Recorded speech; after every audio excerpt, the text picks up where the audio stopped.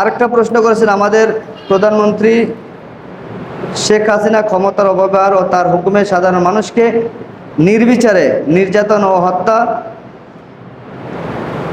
করেছেন, এগুলো মুনাফিক কিনা?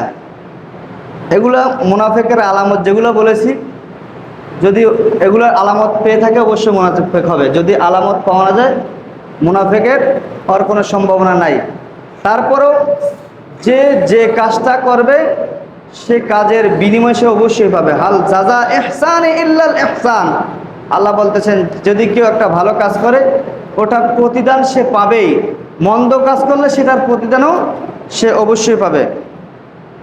ক্ষমতাসীন ইয়াজিদ মুসলমান হওয়া সত্ত্বেও যারা তার অন্যায়ের প্রতিবাদ করেছে তাদেরকে নির্যাতন হত্যা করেছেন, সে কি বিধর্মী বা মুনাফিক?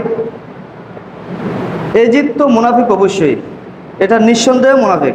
ইয়াজিদ নিঃসন্দেহে, একদম